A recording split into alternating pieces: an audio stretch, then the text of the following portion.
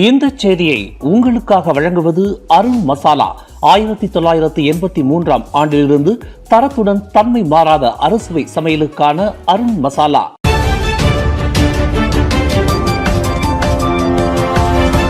வணக்கம். திசைகளின் ஒரு மணி செய்திகள். ஸ்லாங்கூரில் அனுமதியின்றி கட்டப்பட்ட 688 இந்து ஆலயங்கள் அடையாளம் காணப்பட்டுள்ளன.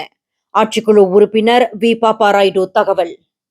ஸ்லாங்கூர் மாநிலத்தில் அனுமதியின்றி கட்டப்பட்டிருந்த 688 இந்து ஆலயங்களும் சன்னதிகளும் அடையாளம் காணப்பட்டுள்ளதாக மாநில ஆட்சிக்குழு உறுப்பினர் வி. பாப்பா ராயுடு தெரிவித்துள்ளார். அவற்றில் அரசாங்க நிலங்களில் 433 ஆலயங்களும் தனியார் நிலங்களில் 255 ஆலயங்களும் அனுமதியின்றி கட்டப்பட்டுள்ளதாக அவர் வெளியிட்டுள்ள தகவலில் தெரிவித்துள்ளார். அரசாங்க நிலங்களில் அனுமதியின்றி கட்டப்பட்ட ஆலயங்களில் பட்டாலிங் மாவட்டம் முதலிடம் உள்ளதாகவும் அப்பகுதியில் 96 ஆலயங்கள் அதுபோல் கட்டப்பட்டுள்ளதாகவும் வி. பாப்பா ராயுடு குறிப்பிட்டுள்ளார். இதனையடுத்து கொலாஸ்லாங்கூரில் 81 ஆலயங்களும், கோம்பாக்கில் 57, ஹுலுலாங்காட்டில் 55, கில்லானில் 45, கொலலாங்காட்டில் 36, சப்பாங்கில் 34 மற்றும் ஹுலுஸ்லாங்கூரில் 29 என மாவட்டம் ரீதியான பட்டியலையும் அவர் வெளியிட்டுள்ளார். அதேவேளையில் கொலாஸ்லாங்கூரில் தனியார் நிலங்களில் அனுமதியின்றி கட்டப்பட்டுள்ள மொத்தம் 255 ஆலயங்களில் 126 ஆலயங்கள் அப்பகுதியிலும், அதைத் தொடர்ந்து கொலலாங்காட்டில் 38 ஆலயங்களும், சப்பாங்கில் 28, ஹுலுஸ்லாங்கூரில் 22, கில்லானில் 20, ஹுலுலாங்காட்டில் 12, பட்டாலிங்கில் 8, சபாபர்னாமில் 2 மற்றும் கோம்பாக்கில் 1 என்றும் அவர் பட்டியலிட்டுள்ளார். நேற்று நடைபெற்ற ஸ்லாங்கூர் மாநில சட்டமன்ற கூட்டத்தில் கொத்தகமுனிங் சட்டமன்ற உறுப்பினர் பிரகாஷ் சம்புநாதன் எழுப்பிய கேள்விக்கு பதிலளித்த வி. பாப்பா ராயுடு மேற்கண்ட தகவல்களை வெளியிட்டுள்ளார்.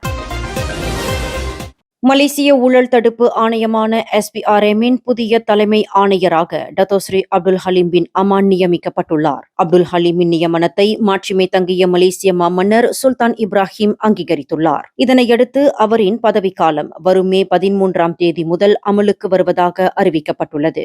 இதுகுறித்து அரசாங்க தலைமை செயலாளர் தான் ஸ்ரீ சம்சுல் அஸ்ரி பின் அபுபக்கர் இன்று வெளியிட்டுள்ள அறிக்கையில் இந்த நியமன தீர்மானத்தை பிரதமர் டத்தோஸ்ரீ அன்வார் இப்ராஹிம் நேற்று மாமன்னரிடம் முன்வைத்ததாக தெரிவித்துள்ளார். அதேவேளையில் இந்த நியமனமானது 2009ஆம் ஆண்டு மலேசிய ஊழல் தடுப்பு ஆணைய சட்டம் 694 பிரிவு 5(1) கீழ் மேற்கொள்ளப்பட்டதாகவும் சம்சுல் குறிப்பிட்டுள்ளார். மேலும் அப்துல் ஹலீமின் விரிவான அனுபவம் மற்றும் உயர்ந்த நேர்மையால் நிர்வாகத்திறன் மேலும் வலுப்பெற்று மக்களின் நம்பிக்கை அதிகரித்து நாட்டின் நலனுக்காக ஊழல் எதிர்ப்பு நடவடிக்கைகள் மேலும் தீவிரப்படுத்தப்படும் என அரசாங்கம் நம்பிக்கை தெரிவித்துள்ளது.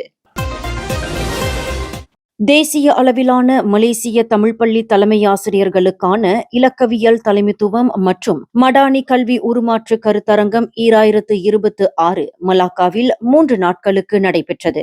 இந்த செயற்கை நுண்ணறிவு இலக்கவியல் சிறப்பு கருத்தரங்கை இலக்கவியல் அமைச்சர் கோபிந்த் சிங் டியோ அதிகாரப்பூர்வமாக தொடக்கி வைத்து உரையாற்றினார். தமிழ் பள்ளிகள் தமிழாசிரியர் கழகமும் இலக்கவியல் அமைச்சும் கல்வி அமைச்சோடு இணைந்து இந்த இலக்கவியல் செயற்கை நுண்ணறிவு சிறப்பு அங்கத்துக்கு ஏற்பாடு செய்திருந்தது. 2030ஆம் ஆண்டு மலேசியா செயற்கை நுண்ணறிவு நாடாக மாற வேண்டும் என்கிற இலக்கை நோக்கி இந்த நிகழ்ச்சிக்கு ஏற்பாடு செய்யப்பட்டதாக அமைச்சர் கோபிந்த் சிங் டியோ தெரிவித்தார். இலக்கவியல் தொழில்நுட்பத்தின் வழி கடந்த ஆண்டு மலேசியாவின் பொருளாதாரம் நாட்டின் மொத்த உள்நாட்டு உற்பத்தியில் GDP சுமார் 25.5 விழுக்காடு அளவில் பங்களித்துள்ளது. எதிர்வரும் 2030ஆம் ஆண்டில் அது 30 விழுக்காடு வரை உயர வேண்டும் என இலக்கு நிர்ணயிக்கப்பட்டுள்ளது. குறிப்பாக கல்வித்துறையில் இலக்கவியல் தொழில்நுட்பம் இன்றியமையாதது. இலக்கவியல் துறையில் நாடு கோலோச்சவும் துறையின் சவால்களை எதிர்கொள்ளவும் திறன்களை மேம்படுத்திக் கொள்ளவும் பள்ளிகள் முக்கிய பங்காற்றுகின்றன என்று அமைச்சர் நம்பிக்கை தெரிவித்தார். 470 தமிழ் பள்ளிகளின் தலைமை ஆசிரியர்கள் பங்கு கொண்ட இந்த நிகழ்ச்சியில் மலேசிய இலக்கவியல் கூட்டுறவு நிறுவன தலைவரும் ஆசிய வணிக கல்வி மையத்தின் செயற்கை நுண்ணறிவு பேராசிரியர் டாக்டர் டேவிட் ஆசிர்வாதமும் பங்கேற்றார் என்பது குறிப்பிடத்தக்கது.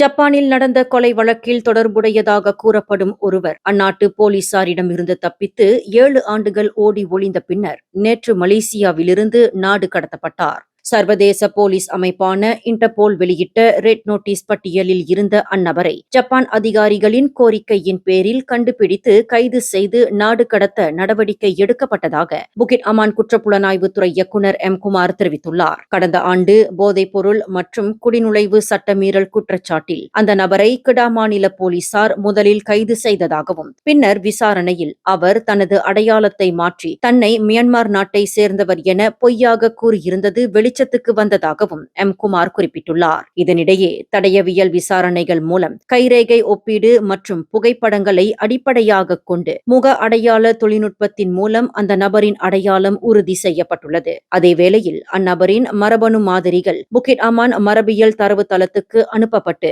ஜப்பானிலிருந்து பெறப்பட்ட பதிவுகளுடன் பொருந்துவது உறுதிப்படுத்தப்பட்டதாகவும் எம். குமார் தெரிவித்துள்ளார்.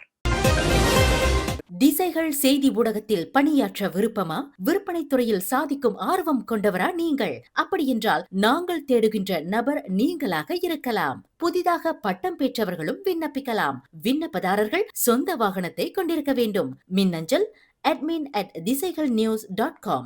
தொடர்பு எண்கள் 0361811414 அல்லது 0123516515. கின்றாராவில் உள்ள அயர்ஹித்தாம் காடு அருகிலுள்ள நிலம் சந்தை மதிப்புக்கு குறைவாக விற்கப்பட்டதாக எழுந்த குற்றச்சாட்டுகளை ஸ்லாங்கூர் மந்திரி பசார் அமீருடின் ஷாரி மறுத்துள்ளார். கடந்த 2012ஆம் ஆண்டு அதற்கென ஒரு சொத்து ஆலோசகர் நியமிக்கப்பட்டு அந்த நிலத்தின் மதிப்பு சதுர அடி ஒன்றுக்கு 13.02 ரிங்கெட் என்றும் மொத்தமாக 95.3 மில்லியன் ரிங்கெட் என்றும் மதிப்பிடப்பட்டதாக அவர் தெரிவித்துள்ளார். மேலும் பொது ஏல முறையில் 3 நிறுவனங்கள் பங்கேற்றதாகவும் இறுதியில் அந்த நிலம் 101 மில்லியன் ரிங்கெட்டிற்கு விற்கப்பட்டதாகவும் அமீருடின் குறிப்பிட்டுள்ளார். இந்த விலையானது அதன் மதிப்பீட்டை விட 5.9 விழுக்காடு அதிகம் என்றும் அமீருடின் நேற்று வெளியிட்ட அறிக்கையில் தெரிவித்துள்ளார். எனினும் சம்பந்தப்பட்ட நிறுவனங்களின் பெயர்களை அவர் வெளியிடவில்லை என்பது குறிப்பிடத்தக்கது. குவாமுசாங் கம்பம்புலாய் பகுதியில் உள்ள ரப்பர் தோட்டத்தில் ஆற்றில் அடையாளம் தெரியாத ஆண் சடலம் கண்டெடுக்கப்பட்டுள்ளது. இது குறித்து கடந்த ஏப்ரல் 23ஆம் தேதி பிற்பகல் 2 மணியளவில் பொதுமக்களிடம் இருந்து தகவல் கிடைத்ததாக குவாமுசாங் மாவட்ட போலீஸ் தலைவர் சிக் சூன் ஃபூ தெரிவித்துள்ளார். அந்த சடலமானது நீரில் மூழ்கிய நிலையில் கற்கள் மற்றும் மரக்கட்டைகளுக்கு இடையில் சிக்கியிருந்ததாகவும் சிக் சூன் ஃபூ குறிப்பிட்டுள்ளார். அந்த நபர் 40 வயதுக்கு மேற்பட்டவராக இருக்கலாம் என்றும் அவர் எந்த நாட்டவர் என்பது இதுவரை உறுதிப்படுத்தப்படவில்லை என்றும் போலீசார் தெரிவித்துள்ளனர். இந்நிலையில் மரணத்திற்கான துல்லியமான காரணத்தை கண்டறிய அச்சடலமானது குவாமுசாங் மருத்துவமனைக்கு சவ பரிசோதனைக்காக அனுப்பப்பட்டுள்ளது.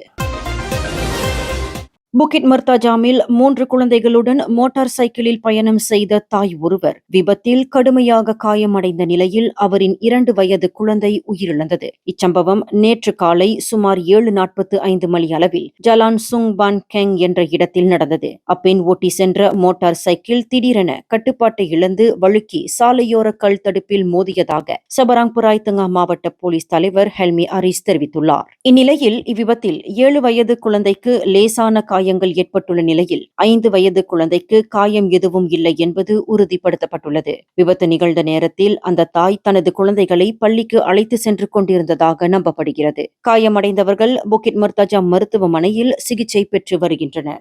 இந்த செய்தியை உங்களுக்காக வழங்கியது அருண் மசாலா. 1983ஆம் ஆண்டிலிருந்து தரத்துடன் தன்மை மாறாத அறுசுவை சமையலுக்கு அருண் மசாலா. மேலும் செய்திகளை தெரிந்து கொள்ள கீழே இருக்கும் பெல் பட்டனை அழுத்துங்கள்.